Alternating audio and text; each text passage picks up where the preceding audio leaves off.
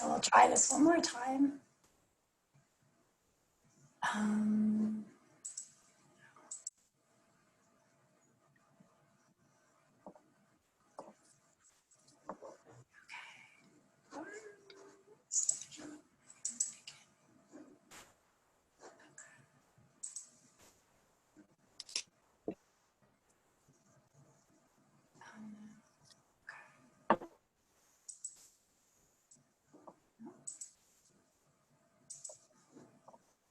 Okay, do you just see the, just the main slide?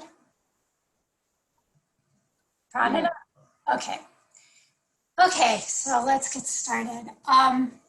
So practice the art of practicing humility. And this means that we haven't achieved humility yet. And it's something that we aspire for because it's something favorable for bhakti. And we're doing it as service, actually. And it's something that when we come to nishta, spiritual humility, like faith and love, will come into our heart as like a gracious grant from above. So humility, it's a component of bhakti. Pamanabhan Swami and I had a little discussion about this the other day, and it was really good. It helped me to clarify some things. Until we come to nishta, the stage where spiritual humility is actually developed to the degree of feeling more humble than a blade of grass or straw in the street, we're practicing acts of humility to attract Krishna's mercy. I mean, there's some humility that comes into our heart, just as right in the beginning, some faith comes. We have a little bit of bhakti, a little bit of the Sup Shakti coming into our heart. So that's what we're going to be looking at, is practicing humility. So we could compare our conditioning. It's like software for a computer. Now, I'm not a computer person, and probably maybe this, if Gordon Ryan's on, he can tell me what a terrible analogy this is later. But anyway, the idea that we have our bodies could be, the physical body could be compared to the hard drive of a computer, and our subtle psychic body, we could compare that to the software. So our conditioning in this lifetime it's an accumulation of impressions from just countless lifetimes in the material realm. And our conditioning is how we respond at every moment to what's happening internally and externally. So most of us who've taken birth at this time, we have a built-in I'm emphasizing anti-humility software package. So what does an anti-humility software package look like? So I'm gonna just say that we teach what we most need to learn, and so this was a really good subject for me to teach. And I came up with this list through my own introspection of things that I do and think that are clearly the antithesis of humility. So some of these things may apply to you, and some might not. So you might have some things to add to this list. And maybe some of these that are on my list won't be on your list. So I'm not going to ask anyone to raise their hand if they can relate to these features, but for your own personal growth, you can write down the ones that really resonate with you. So the first one is trouble accepting no for an answer. The second one is the need to be right most of the time. The third one, thinking our perspective is the absolute objective reality. Thinking we are the center of the universe. Thinking we are the controller, the enjoyer, and the dearmost friend. Defensive when flaws are pointed out. me first, impatient, lack of respect for differences, hard to take responsibility for mistakes, blaming, and victim mentality. So these are all attitudes that make up what I think is the standard package of anti-humility software. So we're going to look at, well, what can we do about it? If most of us have these features, and I do a lot of counseling with devotees, and I can say that, you know, these things are not uncommon to most of us. I think everybody can relate to them on some level. So we're going to look at how we can begin to change some of the software that we have, that we've come in with. So this is just a little cartoon of the life of a software engineer. So clean slate, solid foundations, and this time I'm going to build it the right way. And then much later he's saying, oh my, I've done it again, haven't I? So Sigmund Freud actually identified a pattern of behavior called the repetition compulsion. And it's a drive to repeat the same behaviors over and over again. And I'm sure that most of you know this definition of insanity, that doing the same thing over and over again and expecting a different result that's what is insane. So the next few slides are going to give us some suggestions of practical things that we can do over the next 30 days to begin to change the software. So here's a heads up for all of you that at the end of the slideshow, I'm going to ask you to write a humility practice plan. So I want you to be thinking along those lines during the rest of the presentation. So I won't take anybody off guard with that. Okay. So spiritual life is all about change. So I don't know if you've ever heard anyone say, or maybe you've even said this yourself, that I can't change. This is just the way I am. In other words, we're saying I'm not really interested in changing my conditioning, or it's too much work. Pujapad Sridhar Maharaj would often quote from the German philosopher Hegel, the phrase "die to live." So if we don't do the work of change, our spiritual progress is really going to be hampered, and it's going to go quite slowly. So this quote is actually one of my favorite quotes, and it's from a German psychiatrist, Viktor Frankl,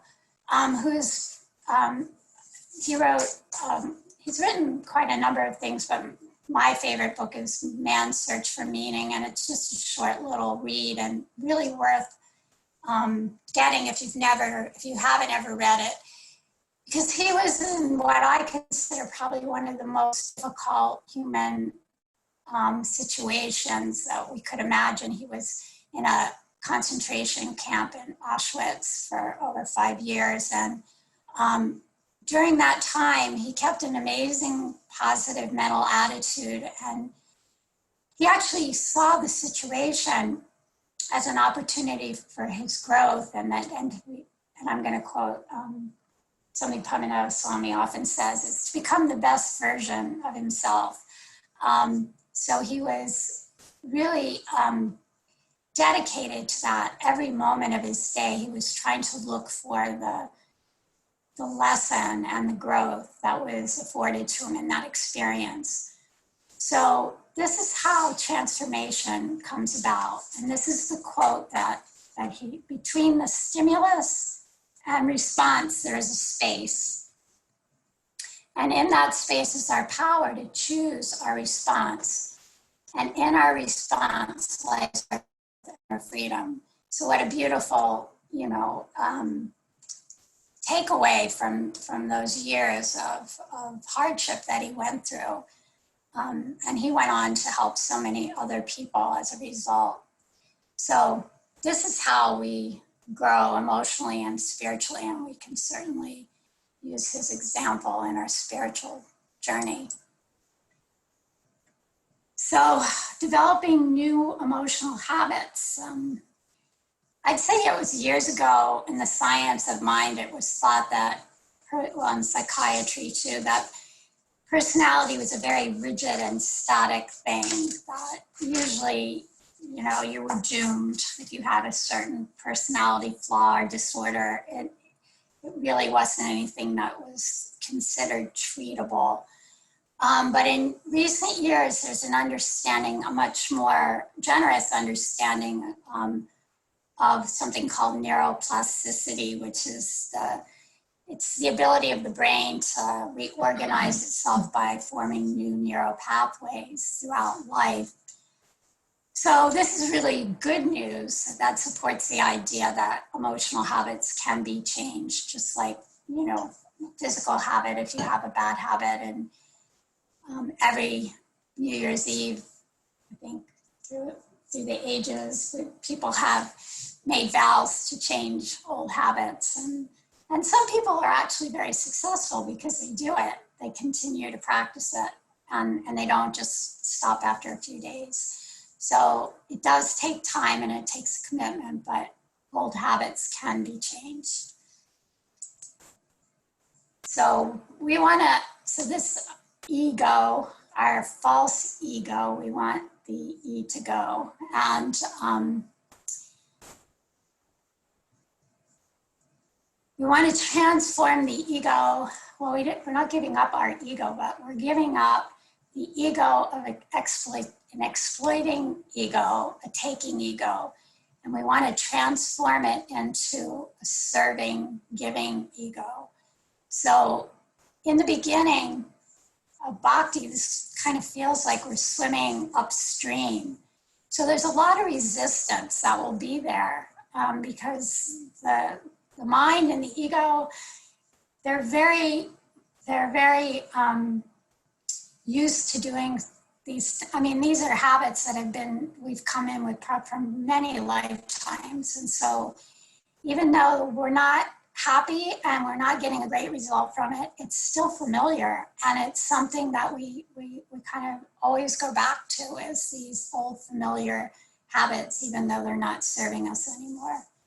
So every day we have to set an intention to develop this serving, giving ego. So it's one of our practices.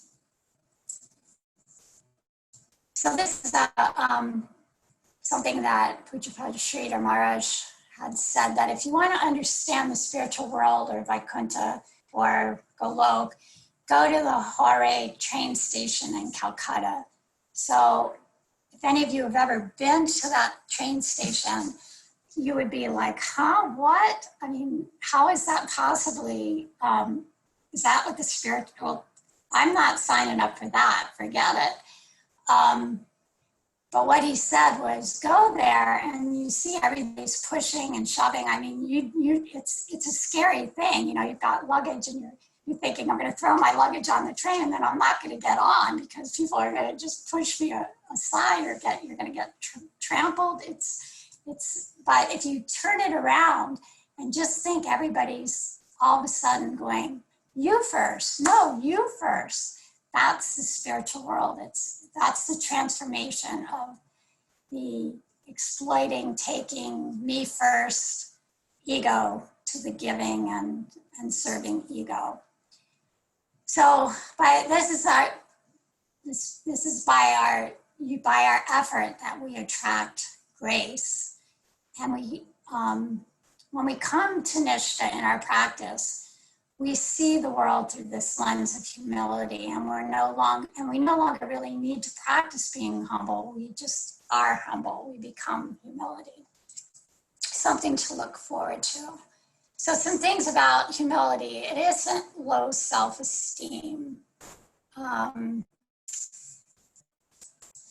Humility does not mean that you think less of yourself. It means you think of yourself less. And this is a famous quote by Ken Blanchard.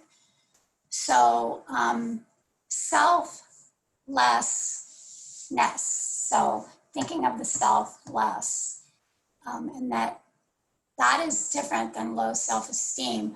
I had a rude awakening to this when I was in college. My first college roommate, she was one of those people that from the externals, you would think, oh, wow, she's a really humble person.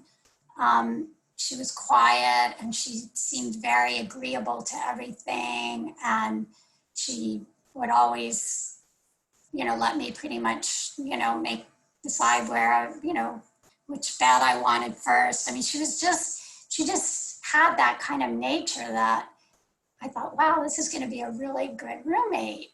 She's humble. But about 2 weeks into the semester, I got up in the middle of the night and I needed to go use the bathroom, which we had out in the hallway and in the dorms. And I tripped over her notebook that she had left on the floor. And she woke up just screaming at me, like telling me how I ruined her first 2 weeks of school. I was the worst roommate she ever had. And I mean, it was just, I was like shocked. And I later found out that, she really she came from a really abusive family, and she had very low self-esteem. And so sometimes humility and self-esteem can look very much alike. So after some other weeks of being with her, I had to request a transfer because I just couldn't be in her energy field anymore. So that was my lack of humility. I couldn't deal with that. So humility means needing less validation from others. And, we certainly see that in great personalities like Srila Prabhupada and Sridhar Maharaj. Almost any offering or homage that is written to Srila Prabhupada includes glorification of his humility.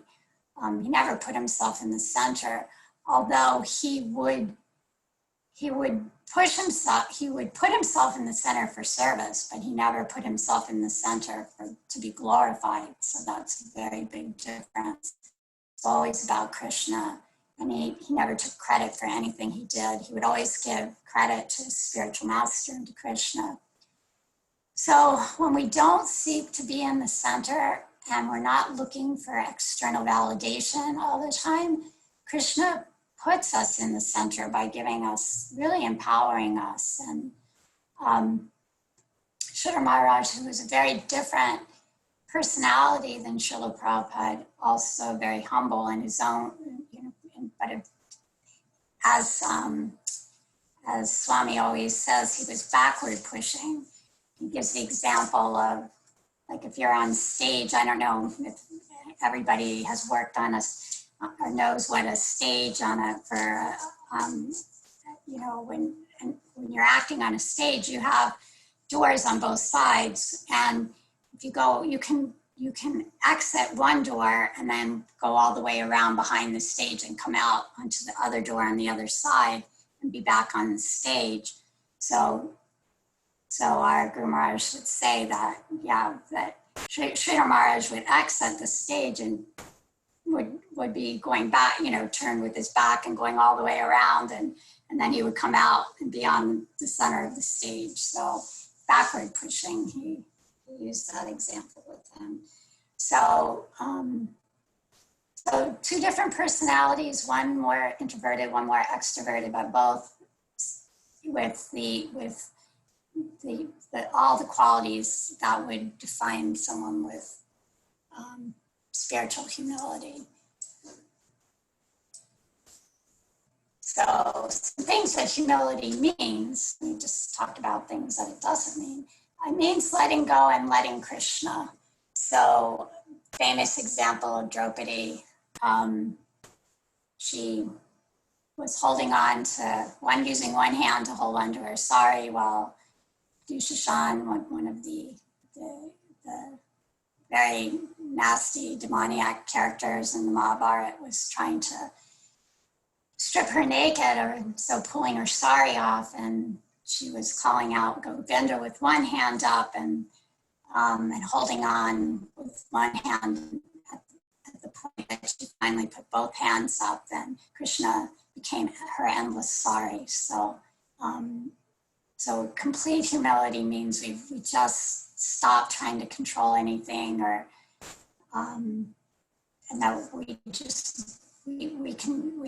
act, but we act in such a way that we act as if everything depends on us, but we know everything depends on Krishna. So I'm not the doer, and I'm not the controller, and I'm not the enjoyer, and I'm not the dearmost friend of everyone. That's Krishna's position. And when we align ourselves with the one that possesses everything, we're completely taken care of. And then we can be totally free of anxiety and fear in this life.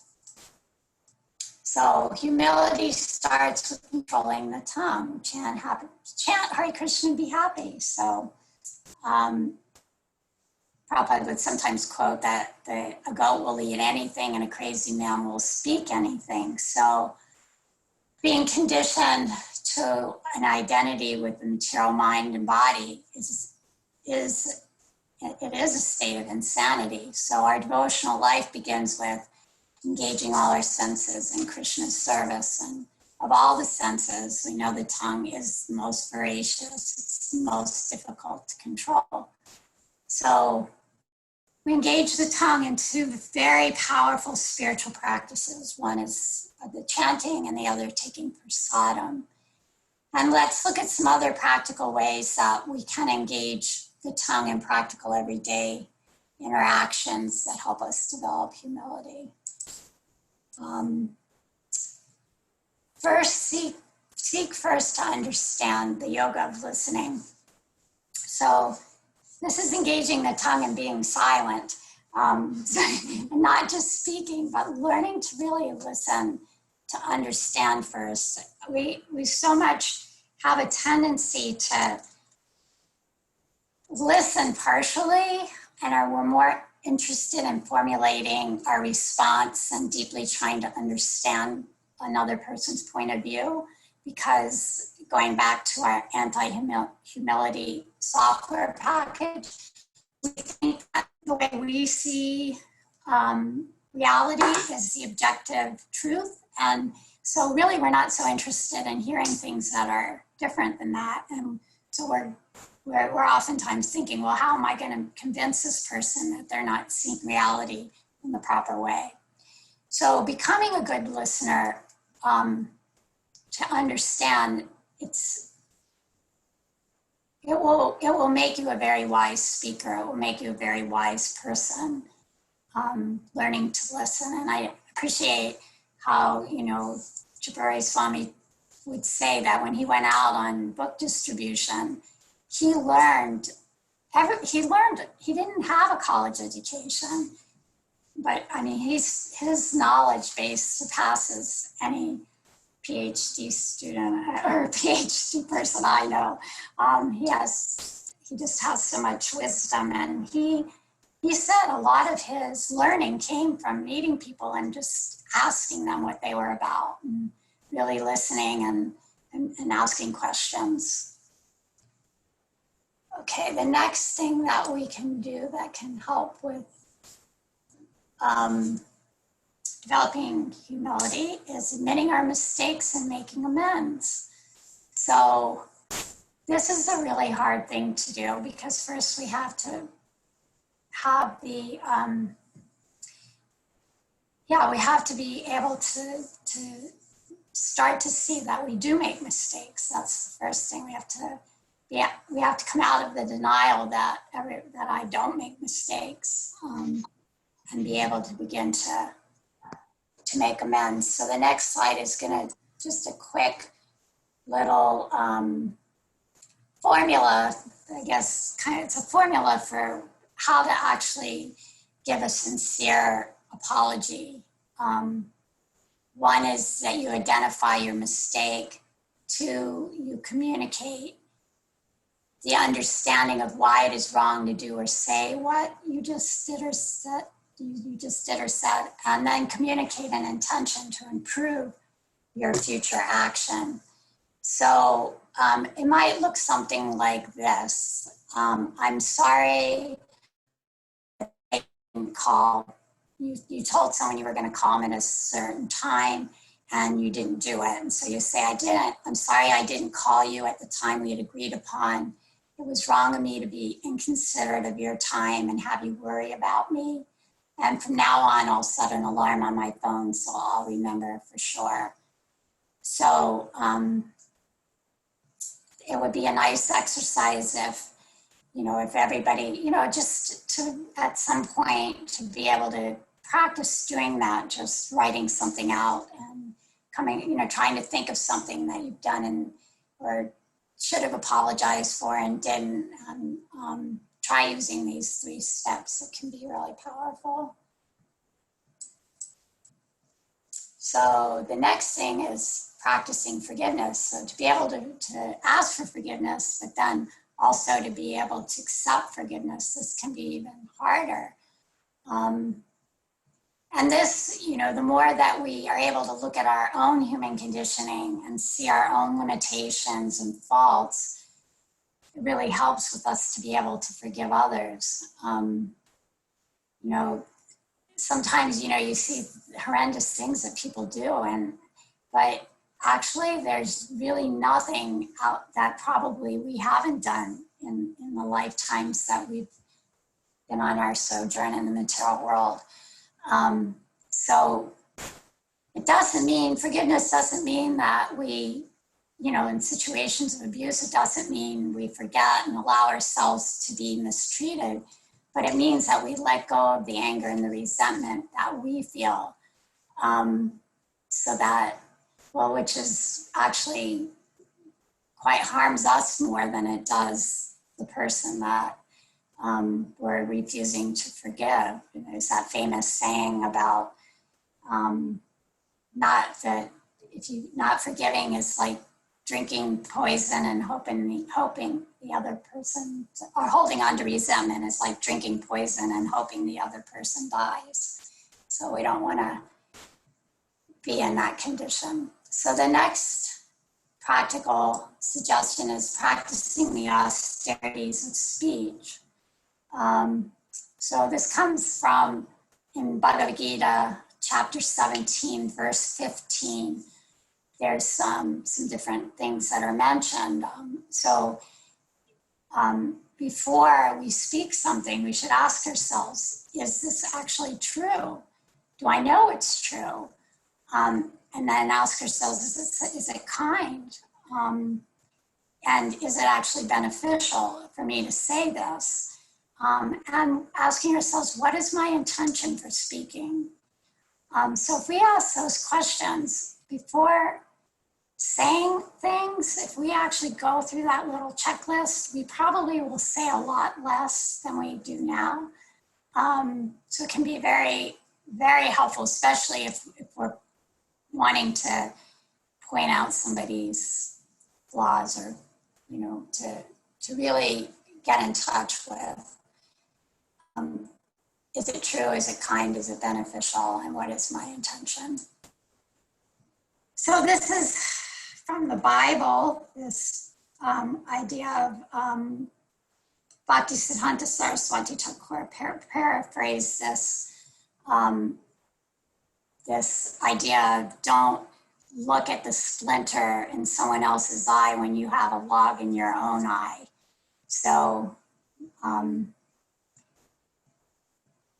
we can fall project our own faults onto others. It's a strategy to avoid looking at our own shortcomings. So, being aware that, if I'm seeing a fault in someone else, it may actually be because I have that fault in myself and I don't want to look at it. So we're gonna look at the personification of fault finding in the Chaitanya Charitamrita, and that was fault finding was Ramachandra Puri. He was so proficient at finding fault with the Vaishnavas that he actually found fault in Lord Chaitanya, and he invented some imaginary faults to criticize the Lord. He saw some ants, which he had dirt hut, dirt floor. Of course, there's going to be ants everywhere. But he pointed out, oh, just see, ants, that means you're eating sweets and you're supposed to be a sannyasi. I knew it. I knew you were just not really a real sannyasi. So that's how bad fault finding can get, that if we do it, we might think, oh, it's just a new devotee and it's okay, I can say it, but fault finding begets fault finding. And so the more that we do it, the more it grows, and we can end up finding fault with very advanced Vaishnavas and find ourselves in a very, very dangerous situation spiritually. So this is a fun little thing that I've done before, and it really does work, is to try a fault finding fast, and maybe you could find a partner that you could do this with, somebody that, and you just, get a little band or a rubber band, and every time that you, feel like you want to say something, or you think a negative thought about somebody else, you just snap the rubber band, and it's a way to kind of keep you from, from doing it. And again, if, to establish a new emotional habit, at least 30 days, we need to practice it.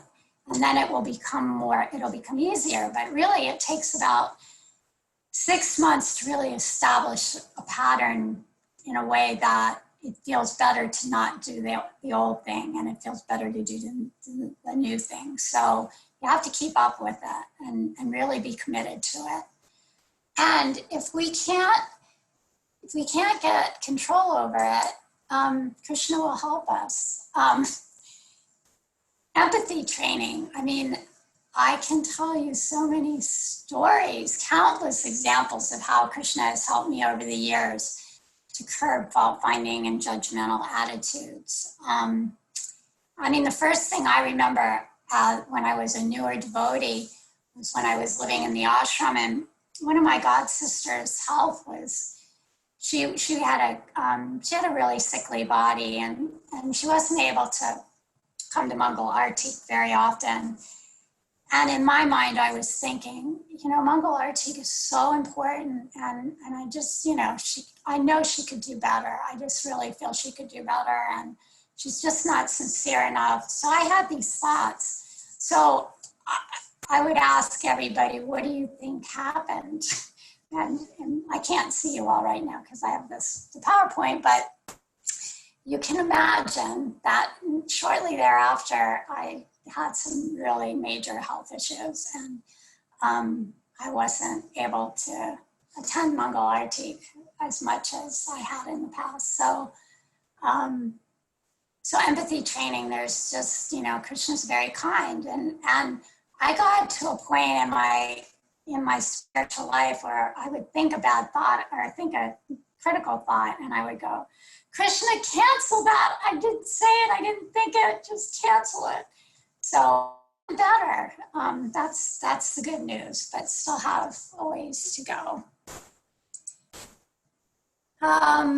Welcome feedback from others. So this is another thing we can practice, is sometimes when people give us feedback about anything, how we're, our cooking, or the way we dress the deities, or just how you did your class, or how, if we're able to, welcome that feedback, is, yeah, I want to be the best at what I do, and I certainly hear what other people have to say. It's, it's a really, it's very helpful. So this is a picture of Duryodhana, the antagonist of the Mahabharata. And he had an upgraded anti-humility software with lots of add-ons in his character. So there is a famous story where Krishna asked Duryodhana, and Yudhisthira were with him, and he told Yudhisthira, go and find somebody who is less than yourself and bring them back to me. And he told Duryodhana, go out and find someone better than yourself and bring them back. So after that, the whole day of looking, they both came back, and neither one of them, they came back empty-handed. Neither one of them had found anybody. Duryodhana couldn't find anyone that was better than himself.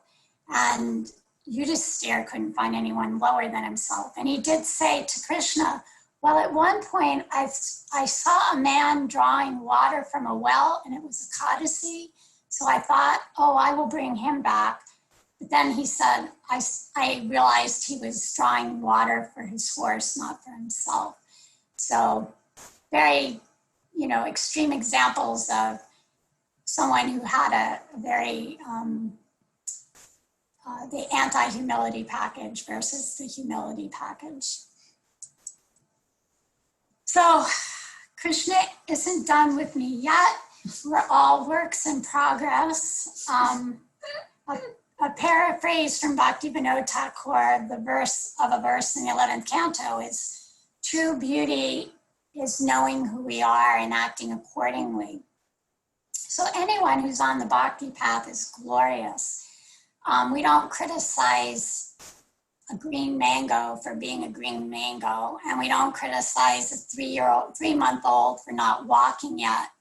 So we shouldn't criticize someone in a nishta bhajana kriya, even if it's ourselves, because it's only time is separating us from perfection. And we can certainly do things to speed up our progress. Just like if you have a mango in the sun, it's going to ripen faster than if it's in the shade.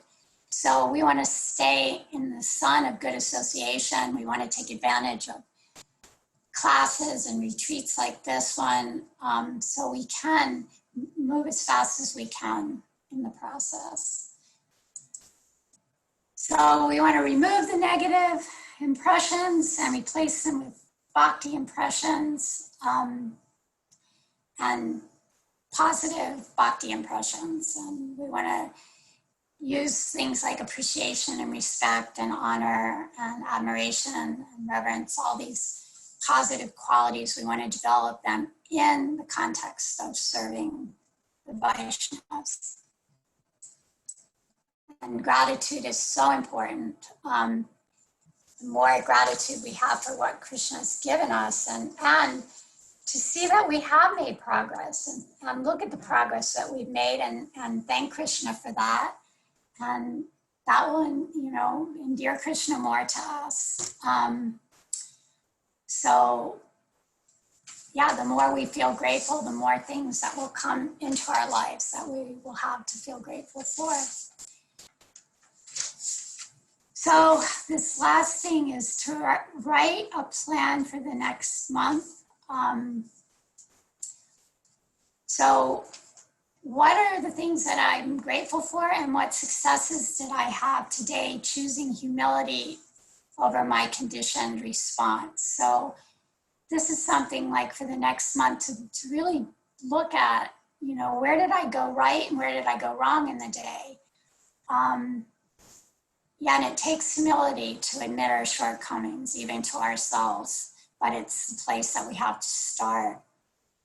So that's the end of this. Let me turn that off. And so guess what I'm going to ask you all to do now? Write a humility practice plan for the next 30 days. So you just saw the PowerPoint with lots of ideas, hopefully some ideas of meaningful things. And we'll take about 5 minutes, 7 minutes or so just to write something that for the next 30 days that you could commit to. And it could be, 1 or 2 things, the fault finding fast with the rubber band, and any of those ideas that were up on the screen.